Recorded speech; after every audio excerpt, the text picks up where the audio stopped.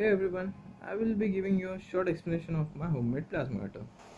It starts from here, supply is given to this part, and afterward it branches off to this adapter and the contactor. First I will explain you the contactor part. It goes to the contactor, then the bridge rectifier where it gets rectified, and then to the two capacitors. Two capacitors are used to so that we get more capacitance and the output is much smoother. And as you see there are two poles. First one goes from here to the circuit breaker, then to some resistors, and after resisting it goes to the reed switch. After there are 5 ones on the reed switch of this wire, and then it goes to the ground clamp. And now comes the second point.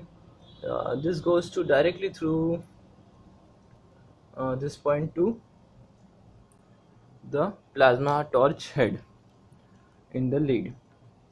And now I will take the branching part. This is a 240 volt to 12 volt adapter. It gives power to all these relays, and these relays in turn control this part. This is the arc generating part. It generates near about 20,000 volts. This is a ZVS circuit, zero voltage switching circuit. You will find it on internet, and there are many different sites which gives its explanation and all that. A flyback transformer, 240 volt to 24 volt adapter, 3 ampere, because the circuit draws a lot of power. And as you see, now comes the pneumatic part. This is a small air tank, just used for experimental purpose of this plasma cutter. You can use bigger and as much as available for you, as much as convenient for you. The air is filled from there. Pressure gauge is present there to show you how much pressure is filled in the tank. It goes to then here to here.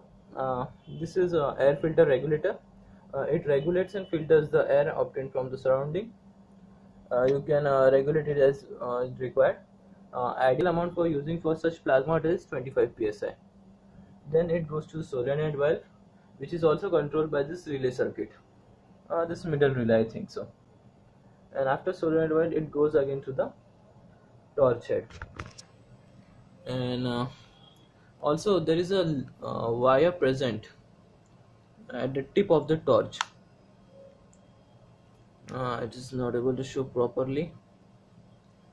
You get the idea?